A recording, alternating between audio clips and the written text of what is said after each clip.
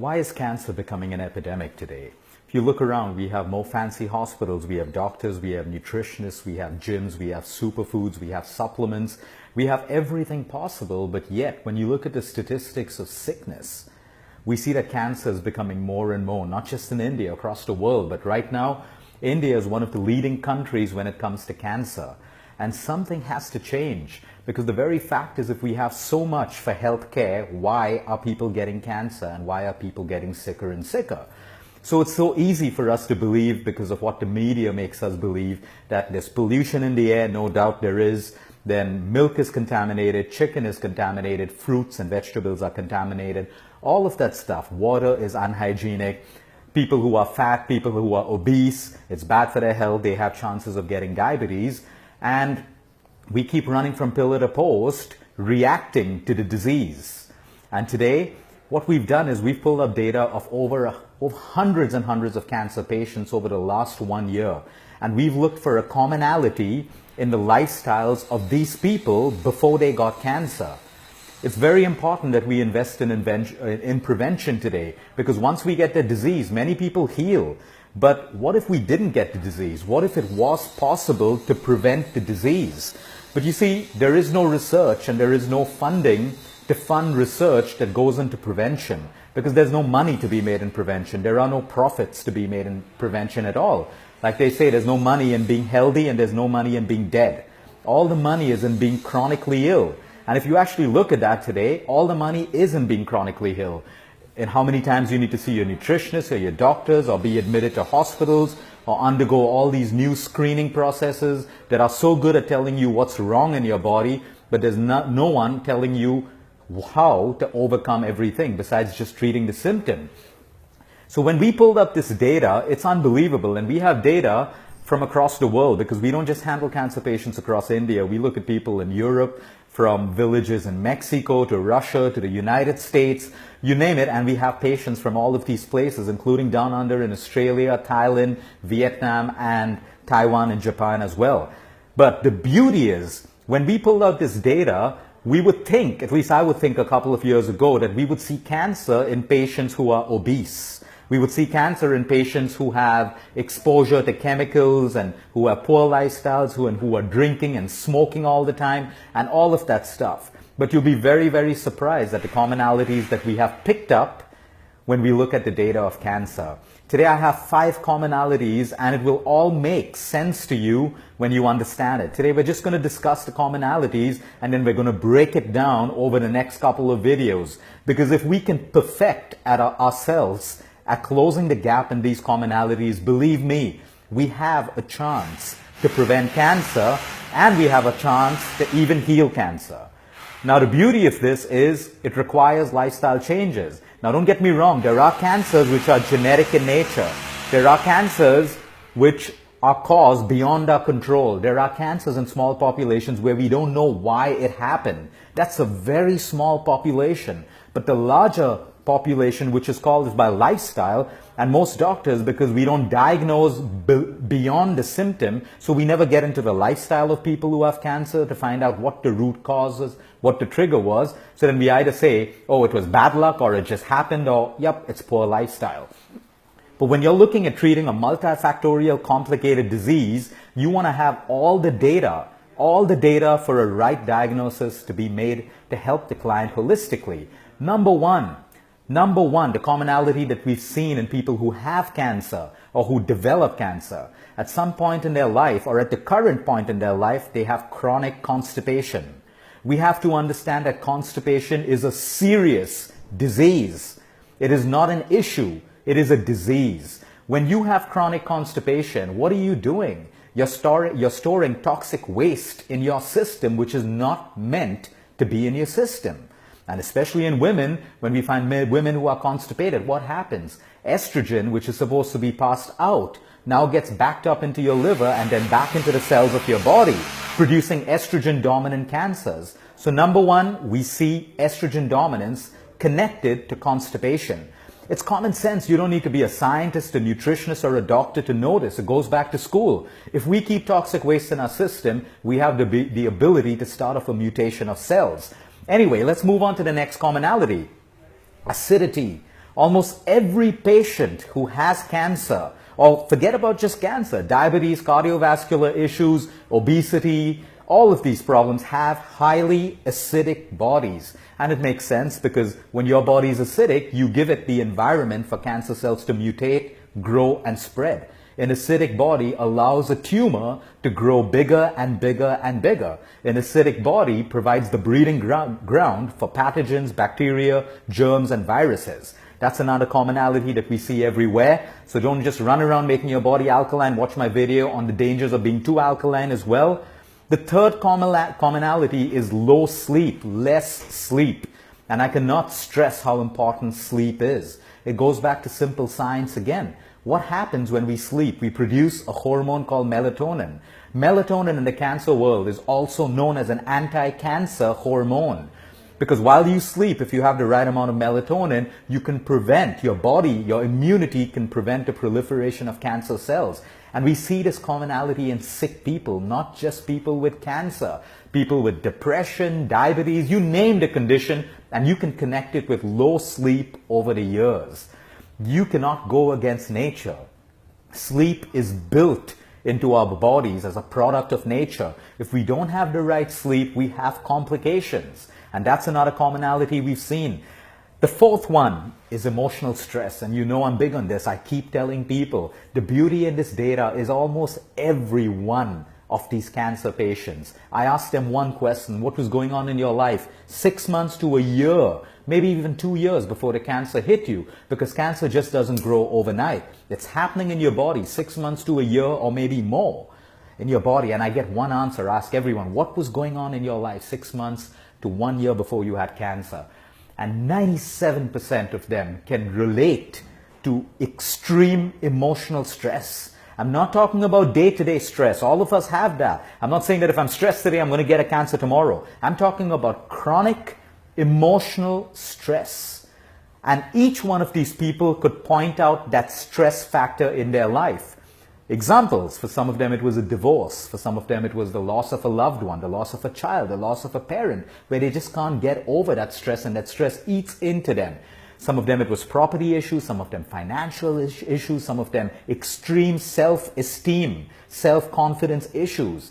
It's beautiful, sad, but beautiful when you see that connection of emotional stress and triggers to the cause of disease. And no matter what anyone says in the medical world about emotional stress, you know it yourself for sure. There's no one investing money in studying this further. And they're not interested. Where's the money if you find that the outcome of this research is true, that emotions have an impact on your disease? There's no money to be made by anyone, which is why the things that really work in this world will never be researched. There will be no government funding, there will be no private funding for things like this, unless you find someone who's willing to put that kind of money without expecting it back, without expecting profits. And then, but you have enough of people probably watching this video right now in the world who will state that when they changed their emotions, their cancer went away. When they changed their emotions, they got stronger and they healed their diabetes, their arthritis, whatever disease it is. These are the four main commonalities that we've seen in almost every cancer case in the last 1 year, and on almost every cancer case that I see every single day. Now, the beauty of that is I've broken these points up into something else: a sedentary lifestyle. Because what happens when you have a sedentary lifestyle? When you have a sedentary lifestyle, you put on the wrong weight, you get acidic, you get constipated. When you're sedentary, you're obviously not motivated to move, which means you have some sort of emotional stress. So you see a connection between a sedentary lifestyle and the four commonalities. Low water intake. I can't tell you how many people, at least 95% of the people I see every single day, should never have required a consultation or should never have fallen sick if they had only taken care of their water intake. There are people having 2 to 3 glasses of water for the last couple of years. Without water, you have low immunity. Without water, you have acidity. Without water, you're constipated. Without water, your brain can't think and function the right way, which means you lose control of your thoughts and emotions, and you're less powerful to handle the day-to-day stress that hits you. So again, you see the connection between low water intake and all the four commonalities. The fear and the ability for people to manifest the disease. I come across so many people who say, I don't want to get cancer. I'm so scared of getting cancer. I'm so scared of getting diabetes. I'm so scared of getting diseases. And again, in our diagnosis, we found that the very same people who have this intense fear manifest the disease. You are what you think. No matter what anyone tells you, if you think you're fat, you will be fat. You will look fat, even though people say you are not fat. If you think you're sick, you will be sick. Your thoughts become who you are. It's as simple as that. I give everyone the simple test every time. Be angry right now. Be angry. Can you be angry? No, you cannot be angry. But now, have an angry thought and you will feel anger. If I tell you to be happy right now, can you just be happy right now? No. You need a happy thought to make you happy, to make you feel happy. Every thought manifests into something in the human body. And it's true. Again, the diagnosis of so many patients, we see anger over the years. We see irritability. We see resentment. We see unforgiveness. We see jealousy. We see rigidity in thought processes. We see OCD properties at a very strong levels in all of these cases of cancer. Why? Because all of these emotions cause emotional stress. Emotional stress causes acidity, causes constipation, causes every commonality that we've discussed. So you see that connection again. The connection of food. When people start eating more raw food and less cooked food, they have the ability to boost their immunity. There's such a big connection between your nutrition and your food. But it is wrong for us today to say that only obese people would get cancer. Because I have thin people, I have obese people. I have people with six packs, I have people with size 0 figures who get cancers as well. So you see, it's not just about weight. I know people who are obese and they have clean medical records. Absolutely no issues with diabetes, cholesterol, thyroid, nothing. And they are happy people. They're emotionally stable. They live life every day. They're happy. They're content. And I see thin people who have great bodies and they have every possible medical ailment in their parameters wrong. And that's because they're depressed, they're anxious, they're OCD. They have all of these, emotional sicknesses, which is why I always say it's a mind-body connect. Do not just focus on the physical part of your body. You have to focus on the mental and emotional part as well. It's extremely, extremely important. And when we tie all of these things together, you have the ability to prevent cancer. Genetics. Yes, like I said, genetics plays a role. But just because your parents have cancer or diabetes or cardiovascular, it does not mean you have to get the same thing. For people who have this fear, you must read this book. It's called The Biology of Belief. You have good genes and you have bad genes. If you create the wrong environment in your body and around you, your bad genes will express themselves. So even if you have a cancer gene or a diabetes gene or a cholesterol gene inherited from your parents, you need to create that bad environment in your body and around your body to make that gene become a disease. It is true, your beliefs control your genes. Your environment inside of your body and outside of you controls your genes. Simple example, when you're staying in a city, you feel a different way. The moment you move closer to nature, you go by a water body or a beach or a holiday somewhere, you feel different, you eat different, you think different, you sleep different. Because again, nature and an environment has a direct impact on every single gene in the human body. So now we can keep running around looking for superfoods and all of these things. There are people who recover without spending any money on superfoods. There are people who recover from cancer without doing anything.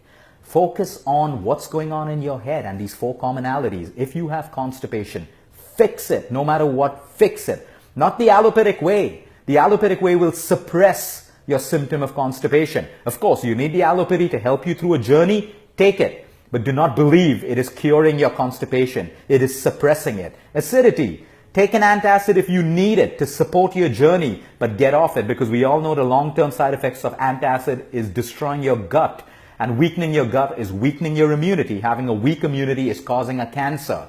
So look at natural remedies. There are plenty out there to reduce your acidity. Change your lifestyle. Change the way you eat, sleep, think, and move. And you will control your acidity. Again, your antacid is only suppressing your acidity. It is not curing you. Sleep. That's a choice you have to make for yourself. How badly do you want to prevent disease? How badly do you want to heal? That's up to you. When you know When you desire that truly, you will make those lifestyle changes to have better sleep at night. And there are natural remedies that can help you sleep better at night. And the fourth point is, of course, emotional stress. Start doing the things you love, meditate, exercise, your hobbies, cut away from toxic people, dump toxic relationships. I know it's easy for me to sit here and tell you that. I struggle with my own level of toxicity too, but we got to keep on trying every single day. We can't say, oh, this is my position in life and I have to accept it. Also then, accept the consequences of your decision. If you really want something, you got to rise above and get what you really want. You got to make those lifestyle changes, because I'll tell you one thing. No one is responsible for your health but you. No one cares about your health as much as you would want to. So take accountability, take responsibility, no matter what it takes. Make those lifestyle changes, and I can promise you, many people will not have to suffer from cancer if they get these basics right, because these are commonalities that we've seen in every single cancer patient. Have a good evening, everyone. If you know people who are suffering from cancer, if you want to prevent it, share this as much as you can, because there are 4 things which don't require money. They don't require money to fix. It only requires your own motivation that comes from within, the want to do it, and making these simple lifestyle changes to do it. Have a good evening, everyone. Until next time, eat smart, move more, sleep right, and breathe deep.